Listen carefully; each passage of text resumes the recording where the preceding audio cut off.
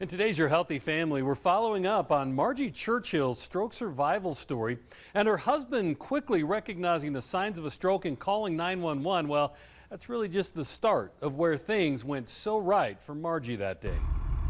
UCHealth's Mobile Stroke Unit had been in operation in Colorado Springs for about a year and had just begun a new phase of operation to gauge the unit's effectiveness in our community. Kirsten Buchanan is a charge nurse on the Mobile Stroke Unit. On our first day of actually collecting the data for the multi-site national research study was August 24th, 2017. So Margie was our first patient.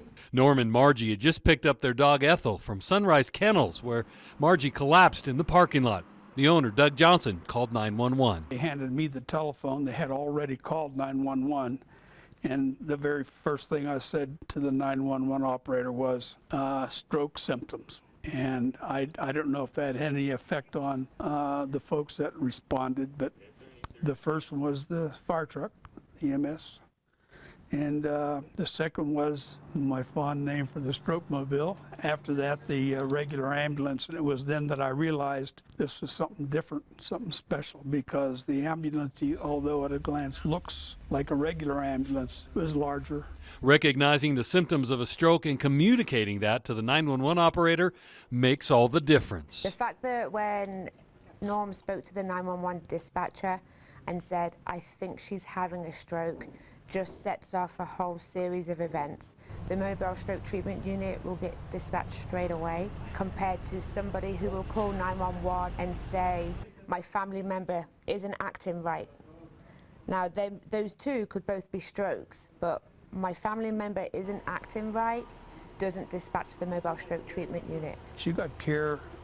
I always said 45 minutes, but Kirsten tells me it was 42. Besides having a CT scanner on board, the Mobile Stroke Unit also carries medication to treat certain kinds of strokes. If you're having an ischemic stroke, we can give you the TPA medication, tissue plasminogen activator, right there in the field. Normally you get that TPA medication in an emergency room setting, as a critical care setting, in an ICU.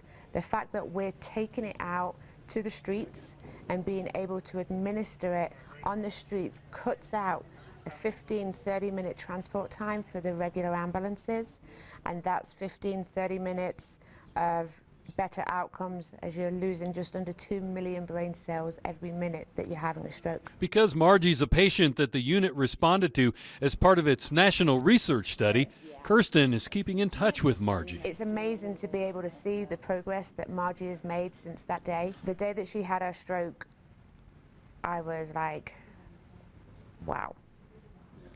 We don't know how this is going to go, but the quick treatment, the fast actions of everybody is why she is where she is today. Norm hopes these mobile stroke units will become more commonplace so that more people can get the help his wife did. When I hit the big lottery, I will buy 4 or 5 of them. I'm just hoping that the data that is collected does something good for society in general, because there's a lot of stroke victims out there that don't get the care they need to get in a hurry. We were very, very, very fortunate.